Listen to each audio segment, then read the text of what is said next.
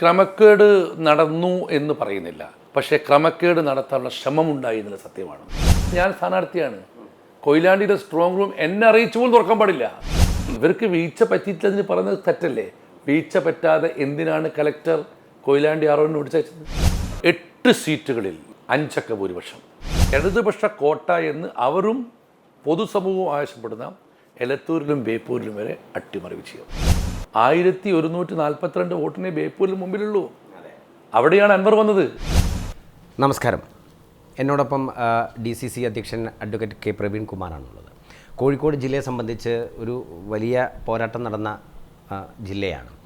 വരാനിരിക്കുന്ന റിസൾട്ട് എന്ന് പറയുന്നതും ഇതോടൊപ്പം തന്നെ വലിയ ആശങ്കകൾ ഉണ്ടാക്കുന്ന തരത്തിലേക്ക് കാര്യങ്ങൾ നീങ്ങുമോ എന്നുള്ള കുറേ ആശങ്കകളൊക്കെ തന്നെ UDF നേതൃത്വം തന്നെ പങ്കുവച്ചിരിക്കുന്ന സമയത്താണ് നമ്മളിപ്പോൾ സംസാരിക്കാനിരിക്കുന്നത്. ഈ പേരാമ്പ്ര മണ്ഡലവുമായി ബന്ധപ്പെട്ട് ഈ മെറ്റീരിയൽസ് റൂം എന്ന് പറയുന്നത് സത്യത്തിൽ കോൺഗ്രസ് ആദ്യം പറഞ്ഞത് സ്ട്രോങ് റൂം എന്നുള്ളതാണ്. പിന്നീട് ആ നിലപാടിൽ നിന്ന് പിറകോട്ട് പോകേണ്ടി വന്നു. സത്യത്തിൽ സ്ട്രോങ് റൂം എന്നുള്ള നിലപാടിൽ നിന്ന് പിറകോട്ട് പോയത് ആർക്കാണ് പിഴവ് ആദ്യഘട്ടത്തിൽ സംഭവിച്ചത്? അല്ല, അതിനകത്തുള്ളത് പ്രധാനപ്പെട്ട കാര്യം, ഇതിലേറ്റവും നമ്മൾ ചർച്ച ചെയ്യേണ്ട വിഷയവും ഇന്നർ പെരിമീറ്ററിനകത്ത് മെറ്റീരിയൽ റൂം സ്ഥാപിക്കാൻ പാടില്ല. ഇന്നർ പെരിമീറ്ററിനകത്ത് പൂർണ്ണമായും നിയന്ത്രണം കേന്ദ്ര സേനയുടേതാവണം. അവിടെ പ്രവേശിക്കാൻ 2 ആൾക്ക് അനുമതിയുള്ളൂ, ഒന്ന് കലക്ടർക്കും ഒന്ന് ജില്ലാ പോലീസ് ചീഫിനും. മെറ്റീരിയൽ റൂമിൽ ഏത് ഉദ്യോഗസ്ഥനും കടക്കാം, അതിൽ തെറ്റില്ല.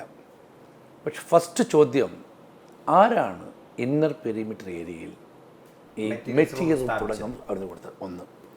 രണ്ടാമത് നിങ്ങൾ പറഞ്ഞു ഞങ്ങൾക്ക് പിഴവ് പറ്റിയതല്ല, ഞങ്ങൾ CCTV ദൃശ്യങ്ങളാണല്ലോ ഞങ്ങളുടെ ഏറ്റവും വലിയ അറിവ് കിട്ടുന്നതിൻ്റെ ഒരു സോഴ്സ് എന്ന് പറയുന്നത്. ഞങ്ങൾ കാണുന്നത് സ്ട്രോങ് റൂം തുറക്കുന്നതായിട്ടാണ്. ഈ മെറ്റീരിയൽ റൂം എന്ന് പറഞ്ഞ റൂമിൻ്റെ പുറത്ത് എഴുതി വെച്ചിരിക്കുന്നത് സ്ട്രോങ് റൂം എന്നാണ്. ആ നിഗമനത്തിൻ്റെ അടിസ്ഥാനത്തിലാണ് ഞങ്ങൾ സ്ട്രോങ് റൂം എന്ന് പറഞ്ഞത്. പക്ഷെ അവിടെ പോയപ്പോഴാണ് മനസ്സിലായത് സ്ട്രോങ് റൂം എന്ന് എഴുതി വെച്ചിട്ടേ ഉള്ളൂ, യഥാർത്ഥത്തിൽ മെറ്റീരിയൽ റൂമാണെന്നുള്ളത്. അവിടെ ഞങ്ങളത് പുറകോട്ട് പോയതല്ല, ഞങ്ങൾക്ക് കിട്ടിയ അറിവിൻ്റെ അടിസ്ഥാനത്തിലാണ് കിട്ടിയത്. അവിടെ പിഴവ് സംഭവിച്ചു ഞങ്ങൾക്കല്ല. മെറ്റീരിയൽ റൂമിൻ്റെ പുറത്ത് ശരിക്കും നിയമപ്രകാരം എത്ര അകലത്തിലായിരിക്കണം സ്ട്രോങ് റൂമിൽ നിന്ന് മെറ്റീരിയൽസ് റൂം? അതായത് സ്ട്രോങ് റൂം എന്നുള്ള സാധനം ഞാൻ പറഞ്ഞല്ലോ, 3 ഘട്ടമാണ്, 2 ഘട്ടമാണ്. ഒന്ന് ഇന്നർ പെരിമീറ്റർ ഏരിയയും മറ്റത് പെരിമീറ്റർ ഏരിയയും. പെരിമീറ്റർ ഏരിയയിലേക്ക് റിട്ടേണിംഗ് ഓഫീസർമാർ, സ്റ്റേറ്റ് പോലീസ്, അങ്ങനത്തെ ആളുകൾക്ക് വരാം. അതായത് with the consent of the district collector officer അവിടെ എൻ്റർ ചെയ്യാം. ഇന്നർ പെരിമീറ്ററിലേക്ക് ആർക്കും പ്രവേശനമില്ല. സ്റ്റോർ റൂമിൽ നിന്ന് അത് ഒരു ഏരിയ നിശ്ചയിക്കുകയാണ്. സത്യം പറഞ്ഞാൽ സ്ട്രോങ് റൂം സ്ഥിതി ചെയ്യുന്ന കെട്ടിടത്തൊന്നും ഏതാണ്ട് ഒരു 10-20 മീറ്ററിനുള്ളോട്ട് കാലാകാലങ്ങളായി ഇന്നർ പെരിമീറ്റർ ഏരിയയാണ്. അവിടെയാണ് മെറ്റീരിയൽ റൂം സ്ഥാപിച്ചത്. ഒന്ന്. നമ്പർ 2, അവിടെയാണ് അർഹതയില്ലാത്ത 4ഓളം ഉദ്യോഗസ്ഥർ കയറി ലാപ്ടോപ്പും ഇലക്ട്രോണിക് സാധനം വെച്ചിട്ട് വെരിഫിക്കേഷൻ നടത്തിയത്. ഈ എൻകോർ സോഫ്റ്റ്വെയറിനകത്ത് ചെയ്യേണ്ടുന്ന വിഷയങ്ങൾക്ക് വേണ്ടിയാണ് കയറിയത് എന്നുള്ളതാണ് ജില്ലാ ഭരണകൂടത്തിൻ്റെ ഒരു വിശദീകരണം എന്ന് പറയുന്നത്. ജില്ലാ ഭരണകൂടം ഇതുമായി ബന്ധപ്പെട്ട റിപ്പോർട്ട് നൽകിയിട്ടുള്ളതും അങ്ങനെയാണ്. അതിനകത്തൊരു സാങ്കേതിക പ്രശ്നം എന്ന് പറയാനുള്ളത്, മെറ്റീരിയൽസ് റൂമിനകത്തേക്ക് കയറുന്ന അല്ലെങ്കിൽ അതിനു മുമ്പ് ചെയ്യേണ്ടിയിരുന്ന പ്രവൃത്തികൾ പൂർത്തിയാക്കുന്നതിലെ പിഴവ് എന്നുള്ളതാണ് മനസ്സിലാക്കുന്നത് ജില്ലാ ഭരണകൂടത്തിൻ്റെ വിശദീകരണത്തിൽ നിന്നും. ഇതല്ലാതെ അതിനകത്ത് എന്ത് തരത്തിലുള്ള ക്രമക്കേടാണ് മെറ്റീരിയൽസ് റൂമിനകത്ത് ചെയ്യാൻ വേണ്ടി പറ്റുക? ഞാൻ പറഞ്ഞല്ലോ, അതിൻ്റെ അകത്ത് നിങ്ങൾ പറഞ്ഞതല്ല വിഷയം. അതിലിപ്പോഴും ഞാൻ പറയുന്നു, അതായത് സാങ്കേതിക പിഴവോ അല്ലെങ്കിൽ എന്തെങ്കിലും ക്ലാരിഫിക്കേഷനോ വെരിഫിക്കേഷനോ അല്ല. അത് വെരിഫിക്കേഷൻ നടത്തിൻ്റെ ഉത്തരവാദിത്വം ആറോട് തന്നെയാണ്, അത് തർക്കമില്ല. പക്ഷേ ആ വെരിഫിക്കേഷൻ നടത്തേണ്ട സ്ഥലം 1 മെറ്റീരിയൽ റൂമല്ല, 2 ഇന്നർ പെരിമീറ്ററിനകത്തുള്ള മെറ്റീരിയൽ റൂമല്ല. അത് നടത്താൻ അവിടെ വേണം സ്ഥലം. എന്താണെന്ന് ആരോ പറഞ്ഞത്, മെയിൽ ഫീമെയിൽ വോട്ടും പ്രവാസി വോട്ടുകളും വെരിഫിക്കേഷൻ നടത്തുകയാണെന്ന്. അത് എന്ന് നടക്കണമെന്നറിയോ? On the day of polling നടത്തണം. വിട്ടുപോയതാണെങ്കിൽ അത് നടത്തേണ്ട സ്ഥലം ഇതല്ല. സ്വാഭാവികമാണ്, അങ്ങനെ വിട്ടുപോയിട്ടുണ്ട്. അല്ലെങ്കിൽ സുതാര്യതയും പിന്നെ സ്ഥാനാർത്ഥി അറിയിച്ചോ ഇല്ലയോ എന്നുള്ളത് ഇൻമെറ്റീരിയലാണ്. ഇപ്പം ഞാൻ പറയട്ടെ, ഇപ്പം ഞാൻ സ്ഥാനാർത്ഥിയാണ്. കൊയിലാണ്ടിയുടെ സ്ട്രോങ് റൂം എന്നെ അറിയിച്ചു പോലും തുറക്കാൻ പാടില്ല. That is what the rule. അല്ല, സ്ട്രോങ് റൂം അല്ലല്ലോ നമ്മൾ പറഞ്ഞു. സ്ട്രോങ് റൂം പരിസരത്തേക്കുള്ള എൻട്രി ചെയ്യാൻ പാടില്ല. ഇപ്പോൾ ഞങ്ങൾക്ക് പോലും ഇന്നർ പെരിമീറ്റർ പരിസരത്ത് പോകണമെങ്കിൽ we have to take the consent from the district collector office, that is collector. എന്നിട്ട് പോകാൻ പറ്റുള്ളൂ. സംഭവം ശരി. ഇപ്പോൾ എന്തായാലും അതിലെ നടപടിക്രമങ്ങളിൽ വീഴ്ചയുണ്ടായി. ജില്ലാ ഭരണകൂടവും പറയുന്നു. സംഭവിച്ചല്ലോ. 2 റിട്ടേണിംഗ് ഓഫീസർമാരുടെ വിഷയത്തിലുൾപ്പെടെ ആണ് UDFൻ്റെ ആരോപണം നിലനിൽക്കുന്നത്. ഇതിനകത്ത് ക്രമക്കേട് നടത്താൻ മാത്രം പിന്നീട് എന്ത് സാധ്യതയാണ് ഉള്ളത് എന്നാണ് മനസ്സിലാക്കുന്നത്. Pin point question. ക്രമക്കേട് നടന്നു എന്ന് പറയുന്നില്ല, പക്ഷേ ക്രമക്കേട് നടത്താനുള്ള ശ്രമമുണ്ടായി എന്നുള്ള സത്യമാണ്. കാരണം ക്രമക്കേട് നടത്താനുള്ള ശ്രമമില്ലാതെ ഒന്ന് ഇന്നർ പെരിമീറ്റർ ഏരിയയിൽ സ്ട്രോങ് റൂം മെറ്റീരിയൽ റൂം സ്ഥാപിക്കില്ല, അവിടത്തേക്ക് ഒരാളും എൻ്റർ ചെയ്യില്ല. അത് കഴിഞ്ഞ് പിറ്റേ ദിവസം കൊയിലാണ്ടിയിലെ സ്ട്രോങ് റൂമിൻ്റെ ഇന്നർ പെരിമീറ്ററിലേക്കല്ലേ ഒരു 6-4 ജീവനക്കാരും കിടക്കുന്നത്. അവിടെ സുരക്ഷയുടെ ഉത്തരവാദിത്വം അദ്ദേഹത്തിനല്ല. അപ്പോൾ ഇവർക്ക് വീഴ്ച പറ്റിയിട്ടില്ലെന്ന് പറയുന്നത് തെറ്റല്ലേ? വീഴ്ച പറ്റാതെ എന്തിനാണ് കലക്ടർ കൊയിലാണ്ടി ആറോവിന് നോട്ടീസയച്ചത്? ഇവിടെ ഉണ്ടായിരുന്നത് ഈ 2 ഉദ്യോഗസ്ഥന്മാരുടെ അടുത്തും ഉണ്ടായത് ഗുരുതരമായ വീഴ്ചയാണ്. ക്രമക്കേട് നടന്നു എന്നിപ്പോൾ ഞങ്ങൾ പറയുന്നില്ല, പക്ഷെ നടത്താനുള്ള ശ്രമമുണ്ടായി. കൊയിലാണ്ടി ആറോ എന്തിനായിരിക്കാം ആ സമയത്ത് അവിടെ വന്നത് എന്നാണ് എൻ്റെ ഇപ്പോഴും സംശയം. എന്തെങ്കിലും ക്രമക്കേട് നടത്തി ഇതിൻ്റെ വോട്ടർ എണ്ണൽ അട്ടിമറിക്കാനോ, അതല്ലെങ്കിൽ നമ്മൾ ഉത്തരേന്ത്യയിലൊക്കെ കാണുന്നത് പോലെ വേണമെങ്കിൽ എന്തെല്ലാം ചെയ്യാം. ഡിജിറ്റൽ യുഗമല്ലേ.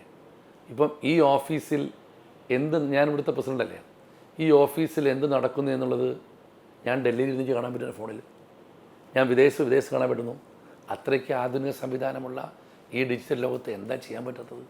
ഈ UDF സ്ഥാനാർത്ഥിയുടെ പ്രതിനിധി ഉൾപ്പെടെ അവിടെ ഉണ്ടായിരുന്നു. അവരോട് സംസാരിച്ചോ? അല്ല, അത് ഞാൻ അങ്ങനെയല്ല, അവരോട് സംസാരിച്ചു.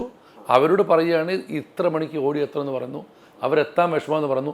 നിങ്ങൾ എത്തിയാലും എത്തിക്കില്ലെന്ന് തുറക്കുമെന്ന് പറയുമ്പം ഒരു സ്ഥാനാർത്ഥിയുടെ ആങ്സൈറ്റി പ്രകാരം ഒരാൾ അയച്ചു. അത്താച്ചാൽ അവിടെ സ്ഥാനാർത്ഥിയെ അറിയിച്ചുള്ളതോ എന്നുള്ളതോ സ്ഥാനാർത്ഥിയോ സ്ഥാനാർത്ഥിയുടെ പ്രതിനിധി എന്നുള്ളത് ദാറ്റ് ഈസ് ഇമ്മെറ്റീരിയൽ. അതല്ല ഒഫൻസ്. മനസ്സിലായി. അല്ല, നമ്മൾ പറഞ്ഞു 2 റിട്ടേണിംഗ് ഓഫീസർമാർക്കെതിരെയായിരുന്നു നേരത്തെ ശക്തമായി UDF രംഗത്ത് വന്നിരുന്നത്. ആ UDF വിഷയം അല്പം കൂടി കടുപ്പിച്ച് ജില്ലാ കലക്ടറുടെ നേരെയാണ്, അല്ലെങ്കിൽ ജില്ലാ കലക്ടർക്ക് എതിരെയാണ് കൃത്യമായി നിയമ നടപടികളുമായി മുന്നോട്ട് പോകാനുള്ള തയ്യാറെടുപ്പ് നടത്തുന്നത്. ജില്ലാ കലക്ടറെ കുറ്റപ്പെടുത്തുന്ന കാര്യത്തിൽ UDFന് വൈകിപ്പോയോ? അല്ല, അത് പ്രധാനപ്പെട്ട കാരണം ആദ്യ സംഭവം ഉണ്ടായപ്പോൾ എനിക്കിപ്പോഴും ഓർമ്മയുണ്ട്. ഞാൻ 20-ാം തീയതി രാവിലെ ഈ വിവരമാണ് ജില്ലാ കളക്ടർ വിളിക്കുന്നു. അവിടെ എന്നോട് കളക്ടർ പറഞ്ഞു, Praveen, yes the matter is something serious, I will take the action എന്നോട് പറഞ്ഞത്. പിന്നീട് ഞങ്ങൾ കളക്ടർ വിളിച്ച സമയത്തും അത് സീരിയസ് ആയി ഞാൻ റിപ്പോർട്ട് കൊടുക്കാൻ പറഞ്ഞത്. പിറ്റേ ദിവസം കൊയിലാണ്ടി ആറോ പോയപ്പോൾ ഞങ്ങൾ നേരിട്ട് കണ്ടപ്പോൾ പറഞ്ഞത് ഇറ്റ്സ് എ സീരിയസ് ഓഫൻസ്. ആര് പറഞ്ഞു പോവാൻ? ഞങ്ങളെക്കാൾ ആവേശം സംസാരിക്കുന്ന കളക്ടറാണ് ഞാൻ നോട്ടീസ് ചെയ്യുന്നത്. അങ്ങനെ പറഞ്ഞ കളക്ടർ ഞങ്ങൾക്ക് അവിശ്വസിക്കേണ്ട കാര്യമില്ലല്ലോ. 4-ാം ദിവസവും ആക്ഷൻ ഇല്ലാത്തപ്പോഴാണ് വെക്കേഷൻ കോടതിയിൽ 2 ആറോനെയും തലസ്ഥാനത്ത് നിന്ന് മാറ്റി ഇലക്ഷൻ പ്രവർത്തനങ്ങളിൽ നിന്ന് മാറ്റി നിർത്തി പ്രോസിക്യൂട്ടർ മറുപടി ഞാൻ ഹൈക്കോടതി ചെയ്യുന്നത്. എന്നിട്ട് പോലും കലക്ടർ അടുത്തുനിന്ന് ഇവർക്കെതിരെ യാതൊരു ആക്ഷൻ ഉണ്ടാകുന്നില്ല. ഇപ്പോൾ ഞങ്ങൾ ഹൈക്കോടതിയിൽ ഫയൽ ചെയ്ത കാര്യം ഉണ്ടെന്ന് കരുതി ഇവർക്ക് നടപടിക്കുന്ന തടസ്സമല്ലല്ലോ.